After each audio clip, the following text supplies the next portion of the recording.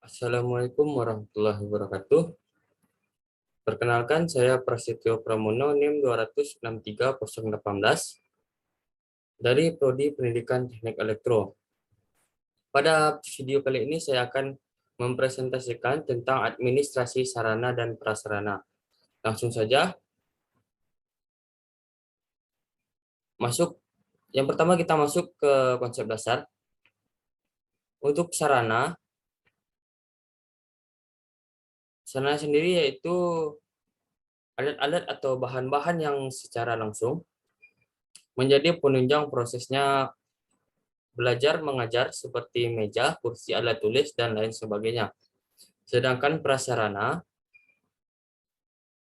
yaitu alat-alat atau benda-benda yang secara tidak langsung menjadi penunjang jalannya proses pendidikan, seperti ruang kelas, perpustakaan, masjid, dan lain-lain.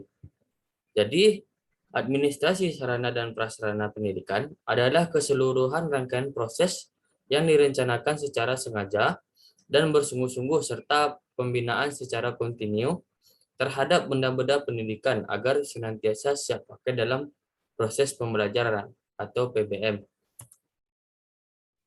Berikutnya kita masuk ke proses administrasi sarana dan prasarana. Dalam proses administrasi sarana dan prasarana ini ada beberapa macam. Yang pertama ada perencanaan. Pastinya kita tahu sebelum melakukan suatu kegiatan haruslah direncanakan terlebih dahulu. Artinya perencanaan sarana dan prasarana merupakan kegiatan yang dilakukan untuk mengkonkretkan sarana dan prasarana yang dibutuhkan dalam bentuk usulan kegiatan, serta upaya yang dilakukan untuk mengidentifikasi secara tepat terhadap sarana dan prasarana yang dibutuhkan dalam pelaksanaan kegiatan. Yang kedua, ada pengadaan.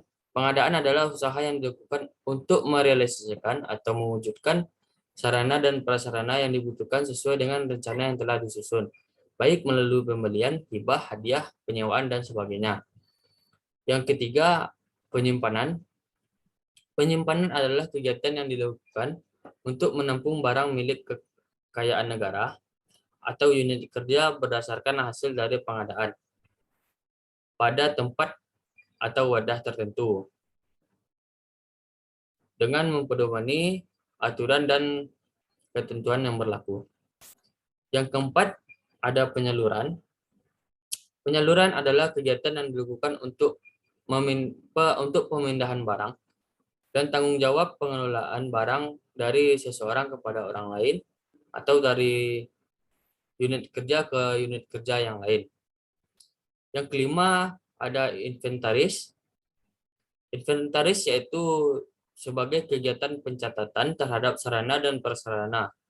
Tujuannya, yang pertama sebagai bukti secara tertulis terhadap kegiatan pengelola barang sehingga dapat dipertanggungjawabkan.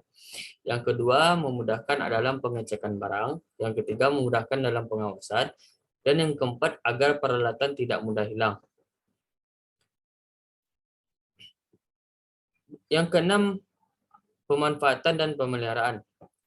Pemeliharaan adalah kegiatan-kegiatan yang dilakukan untuk mengusahakan agar barang atau bahan kantor tetap dalam keadaan baik atau siap pakai. Ada beberapa dalam tujuan dari pemeliharaan. Yang pertama, agar barang tidak kadaluarsa. Yang kedua, agar barang tidak mudah susut. Yang ketiga, agar barang tidak mudah rusak karena pengaruh suhu atau cuaca. Berikutnya, agar sarana dan prasarana selalu dalam keadaan bersih. Dan agar barang tidak mudah hilang. Yang ketujuh, ada penghapusan.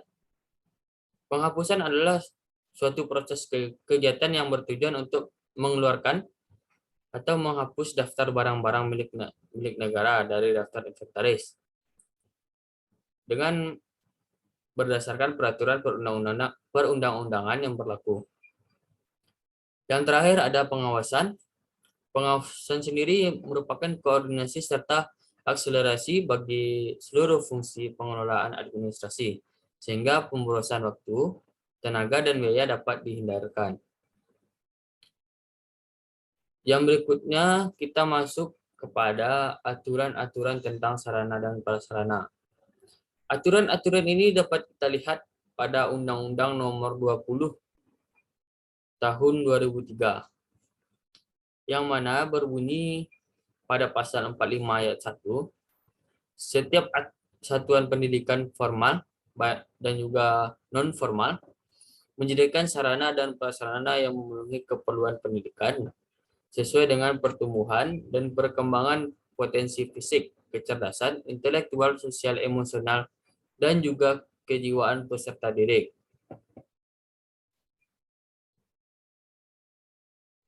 Berikutnya yaitu bagaimana peran guru dalam administrasi sarana dan prasarana. Peran guru dalam administrasi sarana dan prasarana pendidikan dimulai dengan perencanaan, pemanfaatan, pemeliharaan, serta pengawasan penggunaan sarana dan prasarana yang dimaksud. Beberapa peran guru dalam administrasi sarana prasarana dalam sekolah. Yang pertama, guru harus merencanakan pengadaan sarana dan prasarana sesuai dengan kebutuhan proses yang dibutuhkan dalam pendidikan. Yang ketiga, guru harus dapat memanfaatkan segala sarana dan prasarana seoptimal mungkin. Yang berikutnya, guru harus dapat bertanggung jawab dalam melaksanakan kegiatan-kegiatan sarana dan prasarana. Baiklah, itulah sedikit penjelasan dari administrasi sarana dan prasarana. Dapat ditarik kesimpulan, administrasi merupakan suatu proses yang dilakukan dalam suatu organisasi untuk mencapai tujuan organisasi itu sendiri. Administrasi diartikan sebagai usaha untuk mendayagunakan semua sumber serta efektif dan efisien untuk mencapai tujuan yang telah ditetapkan. Dengan demikian, administrasi sarana dan prasarana adalah segala sesuatu baik secara langsung maupun tidak langsung yang digunakan untuk menunjang jalannya proses pendidikan agar tercapainya tujuan pendidikan itu sendiri. Baiklah, itulah sedikit penjelasan dari saya. Lebih dan kurang mohon maaf. Assalamualaikum warahmatullahi wabarakatuh.